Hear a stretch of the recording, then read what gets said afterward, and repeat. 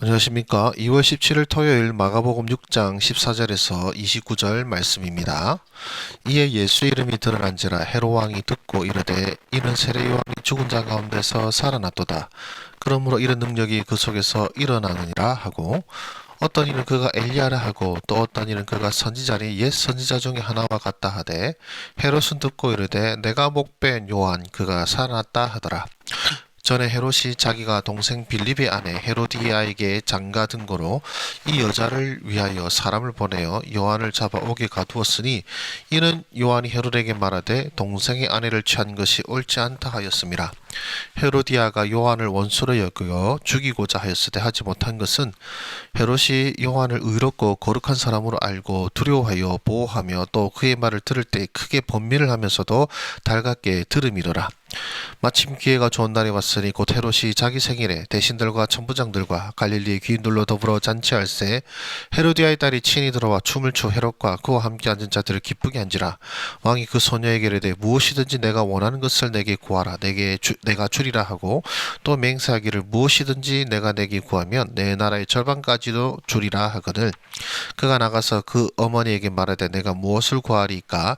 그 어머니가 이르되 세례 요한의 머리를 구하라 하니 그가 곧 왕에게 급히 들어가 구하 이르되 세례 요한의 머리를 소반에 얹어 곧 내게 주시기를 원하옵나이다 하니 왕이 심히 근심하나 자기가 맹세한 것과 그 앉은 자들로 인하여 그를 거절할 수 없는지라. 왕이 곧 시병 하나를 보내어 요한의 머리를 가져오라 명하니 그 사람이 나가 옥에서 요한을 목베어 그 머리를 소반에 얹어다가 소녀에게 주니 소녀가 그것을 그 어머니에게 주니라. 요한의 제자들이 듣고 와서 시체를 가져다가 장사하니라. 아멘. 예, 오늘 말씀은 이제 세례 요한의 죽음에 대한 말씀입니다. 이제 세례 요한의 죽음에 관여한 이 두 사람이 있죠. 네, 헤롯과 헤로디아입니다. 자, 헤롯은요, 이 지금 본문에 나타난 이 헤롯 왕은 예수님을 죽이려고 베들레헴에서 유아 학살을 감행했던 이제 헤롯 대왕의 이제 둘째 아들 헤롯 안티파스라고 하는 사람입니다. 이제 그는 원래 이제 그 아라비아 왕의 딸을 아내로 맞이하였습니다. 이제 그녀가 본처인데요. 그런데 오늘 성경에 나온 것처럼 그는 그 이제 동생 헤롯 빌립의 아내이면서 이제 자신의 조카입니다. 이 헤로디아가 이제 조카이면서 이제 동생의 아내인 거죠. 이제 헤로디아와 이제 불륜의 관계를 가지다가 이제 아라비아 왕의 딸인 본부인을 버리고 헤로디아와 결혼을 하게 되었습니다. 자, 이로 인해서 이제 본처는 다시 고국 아라비아로 돌아가게 됐고요. 이제 이로 인해서 이런 아주 수욕을 느낀 이제 아라비아 왕은 이제 헤롯 왕의 이제 헤롯 안티파스죠. 왕의 영토를 침공해서 헤롯에게 막대한 피해를 입혔고요.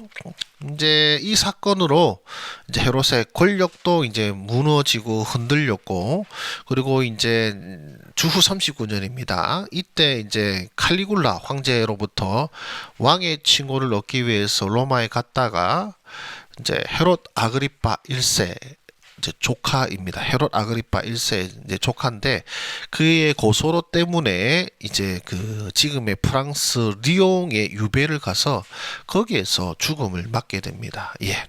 결국 이제 아내를 버리고 이제 동생의 처를 취한 그 일로 말미암아 그는 곧 이제 나중에 망하게 되는 이제 결과를 맞이하게 됩니다. 헤로디아는 아까 말씀드린 대로 이제 이 헤롯 안티파스의 이제 조카죠. 이제 헤롯 대왕의 아들 중에 하나인 아리스토블루스의 이제 딸입니다. 그리고 이제 그 헤롯 요 지금의 헤롯을 이제 고발해서 쫓아내고 실각시키고 이제 유대 전 지역의 왕이 된 헤롯 아그리빠의 이제 누이이죠. 이 헤로디아는 이제 자신의 삼촌인 이제 헤롯 빌립 1세와 결혼해서 살로메를 낳았습니다. 이제 이 살로메가 이제 춤을 추어서 이제 일을 벌이게 되죠. 그리고 이제 그 남편을 버리고 남편의 형이면서 자신의 이제 이복 삼촌인 헤롯 안티파스와 재혼하는 죄악을 범한 여인이라고 보시면 되겠습니다. 이게 이제 헤롯과 헤로디아입니다. 자, 그러면 또 이런 것도 있습니다. 하나님의 신실한 종이 억울하게 죽는 경우가 우리가 지금 성경에서 보지 않습니까? 왕이 곧 시병 하나를 보내어 요한의 머리를 가져오라 명하니 그 사람이 나가 옥에서 요한을 목베어. 세례 요한은 우리 주님 구약 성경에서 다시 오리라고 한 그 엘리야라고 할 수 있는 그런 선지자라고 할 수가 있는데, 이제 구약의 선지자들도 그렇고 참 선지자들 가운데는 평안한 노후를 보낸 분은 거의 없는 것 같습니다.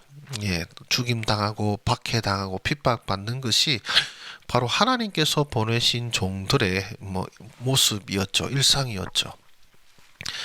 그러나 우리 주님께서는 말씀하셨습니다. 나로 말미암아 너희를 욕하고 박해하고 거짓으로 너희를 거슬러 모든 악한 말을 할 때에는 너희에게 복이 있나니 기뻐하고 즐거워하라. 하늘에서 너희의 상이 큼이라. 너희 전에 있던 선지자들도 이같이 박해하였느니라. 상이 어디서 크냐면 하늘에서 너희의 상이 크다고 하십니다.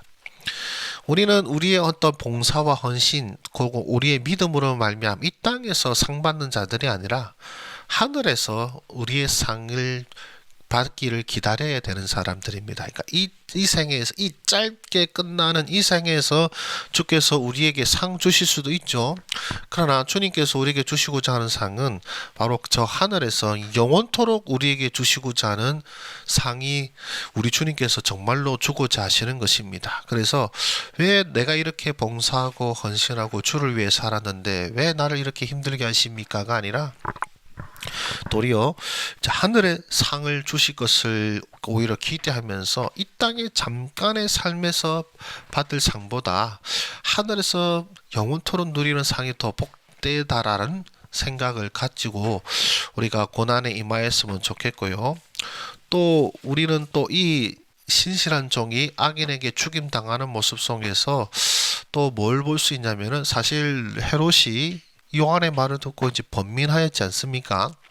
어쩌면 계속해서 요한의 말을 들었다면 그가 회개하였을지도 모릅니다. 그러나 하나님께서는 이제 헤로디아와 이 살로메를 통하여서 이제 헤롯이 스스로 요한을 목베게 함으로써 그로 하여금 회개할 기회를 이제 빼앗아 가신 것이죠. 회개하지 않음이, 회개하지 못함이 바로 저주입니다. 결국 헤롯은 이제 그가 어디로 갈지는 여러분들이 잘 아시리라고 생각이 듭니다. 그렇게 생각하시는 가운데에 우리가 이제 묵상을 하도록 하겠습니다. 이제 잠깐 정지하시고 묵상하도록 하겠습니다. 자, 묵상 잘하셨습니까? 그러면 함께 나눠보도록 하겠습니다. 우리 하나님 혹은 예수님은 어떤 분이십니까? 멸망당할 자들을 하나님의 말씀에 변화받지 않게 하시는 분. 저는 앞서 말씀드린 대로 이 헤롯이 이 요한을 죽임으로 말미암아 그에게 더 이상 회개의 기회가 사라졌음을 보게 되면서 이것이 얼마나 무서운 말씀인가를 참 깨닫게 됩니다. 이제 요나가 이 니느웨로 가는 하나님의 말씀을 어긴 것도 그거거든요. 하나님은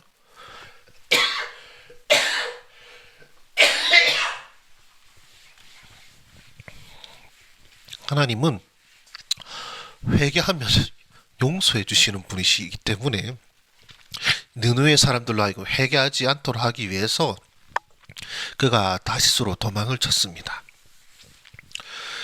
그렇습니다. 하나님께서는 하나님께 나와 내가 범죄하였습니다 하는 자들을 불쌍히 여기시고 그 죄를 사하시는 분이신데, 그러나 여러분, 그 회개의 길이 막힌다면 그것은 결국 멸망이지 않겠습니까?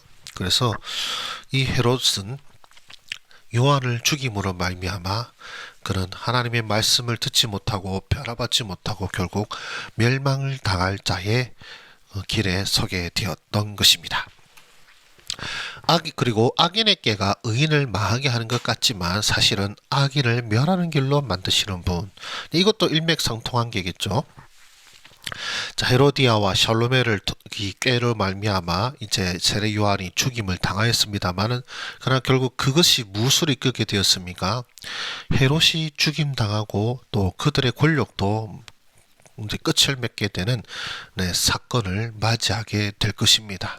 그래서 악인이 의인을 망하게 하는 것 같지만 결국에는 악인을 멸하는 길로 만들게 될 것이고 그 의인은 하늘에서 상을 받게 하시는 분이 우리 하나님이심을 이 말씀을 통해서 묵상하였습니다. 그리고 이제 나에게 무엇을 말씀하십니까? 의인이 악인에게 고난받고 죽임당하는 경우도 있다라는 것이죠. 예, 악인에게 고난받고 죽임당할 수 있습니다. 예, 그것이 우리에게 하나님이 어떻게 이러실 수 있느냐라는 원망이 되는 것이 아니라 하늘의 상급을 기대하는 가운데에 기꺼이 죽임당하였던 우리 믿음의 선배들을 생각하면서 믿음을 잃지 아니하고 도리어 굳게 하늘의 상급을 고난 가운데 기대하는 그런 삶을 살아야겠다라는 생각을 하였고요. 그 다음에 악인의 형통은 악인의 멸망이 되리라 라고 했습니다. 이제 권력 잘 나가는 것 같아도 결국 그 잘 나가는 것 때문에 자기가 원하는 대로 이루어지는 것 때문에 만약에 헤로디아가 요한이 죽기를 원했지만 자기 뜻대로 이루어지지 않았다면 어쩌면 헤롯에게는 회개의 기회가 있었겠습니다만은 자기가 원하는 대로 자기가 뜻하는 대로 다 이루어지니까 어떻게 됩니까? 결국 회개의 기회가 사라지게 되고 악인의 형통은 곧 악인의 멸망이 될 것이라는 것을 저는 이 사건을 통해서 보게 됩니다. 그렇게 나는 어떻게 살아야 되겠습니까? 예, 세계 곳곳에서 이제 헤롯과 헤로디아 같은 자들에게 고난받는 우리 형제와 자매들이 있습니다.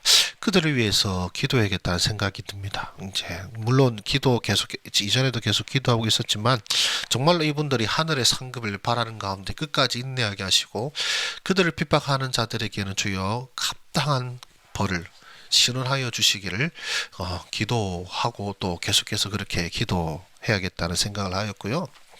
세례 요한도 그리고 우리 주님께서도 죽임 당하셨지 않습니까?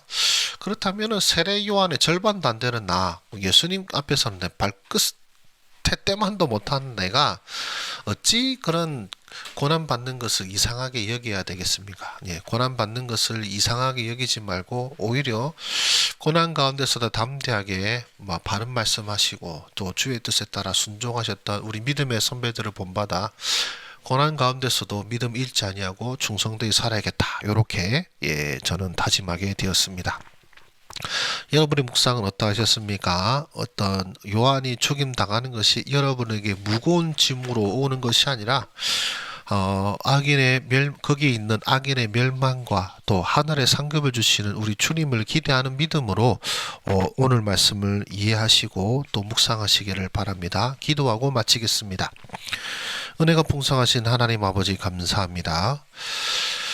세례 요한도 핍박받고 고난받고 결국 억울하게 죽임을 당하였습니다. 그러나 이 모든 것이 우리 주의 손에 있으며 또한 세례 요한이 이 땅에서 죽임 당함으로써 그가 참 불행한 삶을 산 것이 아니라 하늘의 영원한 상급이 있기에 그는 복된 삶이었음을 우리가 믿음의 눈으로 바라보게 하여 주시옵소서.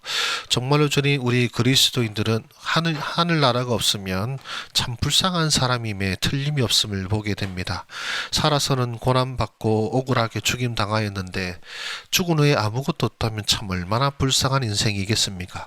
그러나 주님, 우리 주님께서는 바로 주의 이름을 위하여 고난받고 핍박받는 자들에게 하늘에서 상이 있을 것이라고 약속하셨습니다.